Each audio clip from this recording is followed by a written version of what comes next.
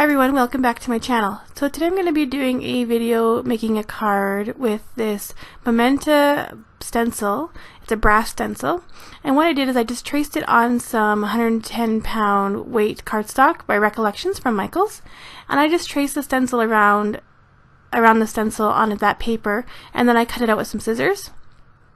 And what I'm going to be doing is I'm going to be dry embossing using my Cuttlebug all that detail from the stencil into that butterfly paper that I've cut out.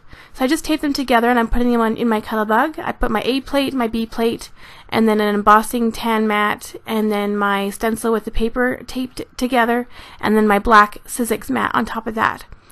And what that's going to do is it's going to push the paper into the stencil, and you'll get to see all that detail. And I'm going to hold it up so you can see the detail that is embossed. There, you can see it there. And you can see all the beautiful detail that you got. I'm going to leave the stencil taped together because I'm going to be doing some inking over that embossed image. I'm using my Distress ink. I'm using Picked Raspberry, Squeezed Lemonade, and Evergreen Bough. I'm going to start with the Squeezed Lemonade, and I'm going to focus on the center of the butterfly and cover some of the detail there. And I'm just going to be using my mini Distress ink tool to blend on some of that color. I'll replace my foam pad and pick up the one for the Picked Raspberry. And I'm just going on the tips of the wings and blending a little bit into the Squeezed Lemonade just to get a little bit of a transition between the pink and the yellow. You'll get like a nice coral color in between the two colors. So I'll blend those two colors together. I'll put my foam pad back, and I'm going to grab the one for my Evergreen Bough. And I'm going to blend on the bottom of the butterfly this time, blending into the yellow. So you get like a nice, beautiful dark mint green, and that fades into the yellow, and you get like a citrus green in between.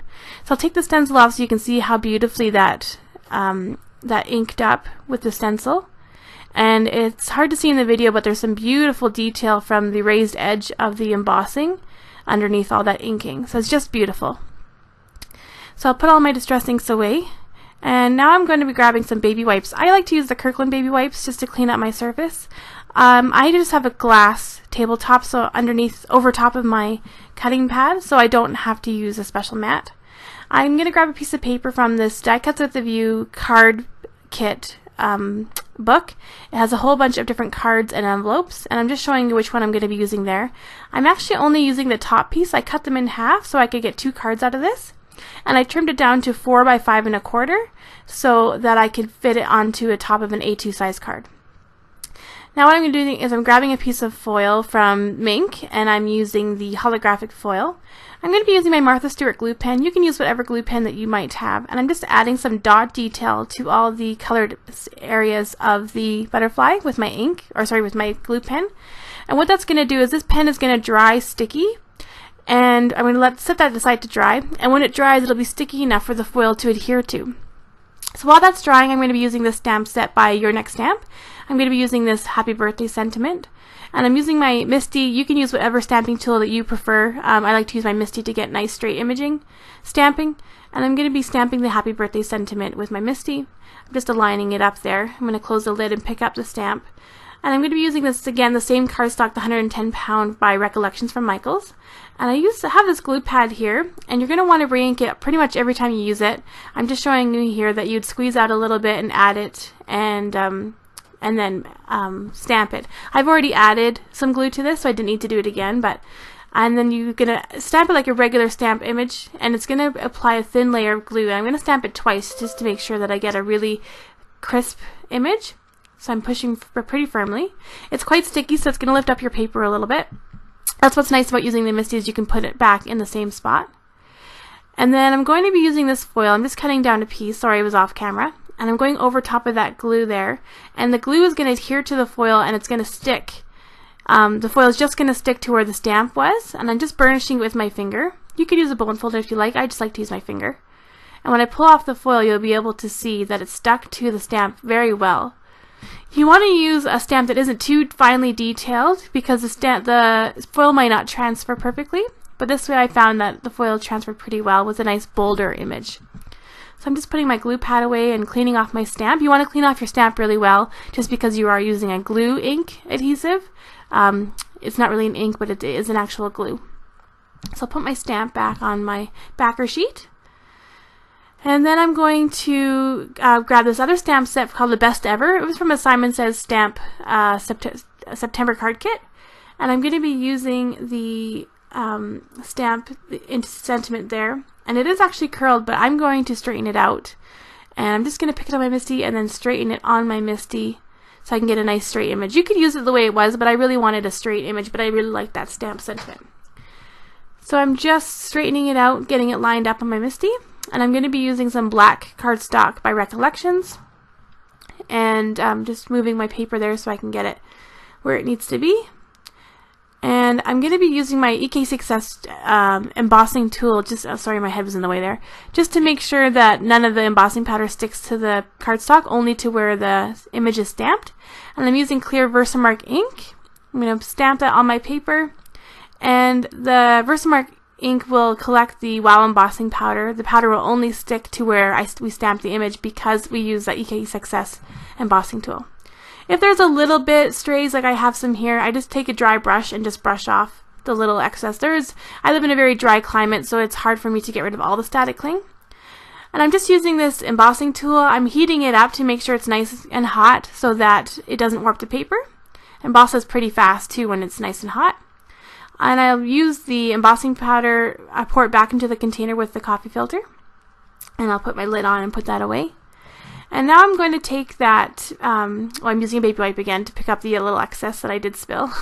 I'll put the stamp back on the backer sheet. And then I'm going to be taking that piece of paper and I'm actually going to be trimming it down. I don't need it to be that big, so I'll grab my Fiskars paper trimmer. And I like this one because you can see where the trimmer blade is going to hit the paper and where it'll cut. And I'm going to trim both sides of the paper just to make it a little bit smaller. It's a nice skinny sentiment. And I'll bring in, I'm just putting some things away here. I'll bring in that butterfly again, and now that that glue has had time to dry, I'm going to take some scrap piece of foil, and I just push it against the glue and rub it with my finger, same as what we were doing on the stamped image. And what it's going to do, sorry I'm off camera a little bit here, where that glue is dried, it's almost like a tacky glue as it dries, and it's just enough stick to hold on to the foil, and it's just going to give this beautiful shine detailing to all the places that we placed the glue dots. So I'm just going to keep going around the butterfly and turning my foil around using all the excess foil from that piece of scrap. And when I'm done, I'll pick it up and I'll move it in the light so you can see how the foil just adds this beautiful detail to the inking that we did on the butterfly. So I'm almost done here, just making sure I got everything. And I'll hold it up. You can see that shine where the foil stuck to the glue. A little bit more there. It's a good idea to hold it up to see if you missed any spots. So I'm using this 110-pound Recollections cardstock for my base as well.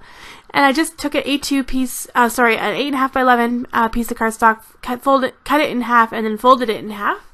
And that's how I got my card base. And I'm going to use my dot runner adhesive here to adhere my front panel. It's just a 1/4 inch smaller on either side.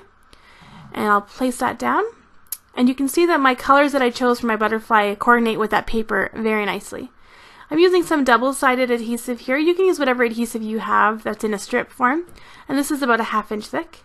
I'm going to lay this across my card, and what I'm going to do is actually make a band of foil across the card because the foil will stick to this adhesive very nicely. So I'm just going to cut it so I get it nice and straight on the card. And I probably should have done this before I adhered my card front to my card, but because I have a little, as you can see, a little struggle there to make sure I get it to the edge. And I'll peel off that backing once I rub it in, and it's hard to see, but there's a strip of adhesive there. And I'm going to take this foil and I'm going to rub it in really nicely into that adhesive, and you're going to get a band of foil across the card, and it just looks stunning. Isn't that just gorgeous? And I love that holographic detail that you get with this foil. So now the foil matches the card and the butterfly. As you can see, I held it up there. I'm going to be popping it up with some foam dots dimensionals, and I'm using the Studio G foam dots that I got from Michaels, but you can use whatever foam dots that you might have on hand. And I'm just placing a few, probably about 5, on my butterfly, and I'll remove the backing from those foam dots. And once I get all those removed, I'll pick up my butterfly, and I'm going to place it right in the middle of that band, so it just peeks out from the side of the butterfly. Make sure my butterfly is nice and straight. You can see it's popped up with some really nice dimension. And I'm going to do the same thing with this sentiment here that I used from the Your Next Stamp set. And I'm just going to trim it down so it fits a little bit better on that cardstock. And I'll trim both sides, and I'm actually going to take one side of the sentiment and turn it into a ribbon edge. So I'll cut, I'm just going to trim down the sides a little bit. And so I'm going to take my scissors and I'm going to trim it down a little bit, and then I'm just cutting in kind of like a dove's tail into it, so then you have like this beautiful ribbon edge detail. So I'm also going to be popping that up with some foam tape.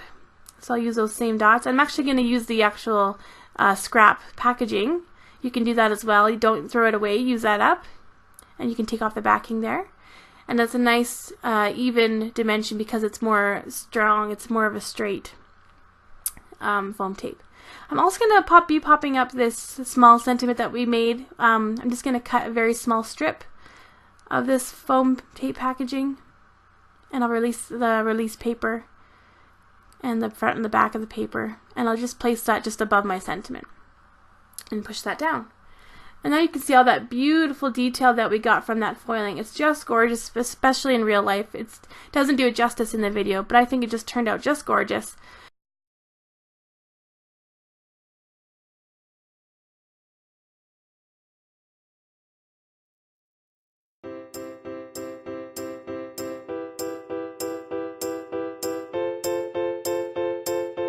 If you liked this video, please hit that like button, and if you'd like to see more videos like this, hit that subscribe button.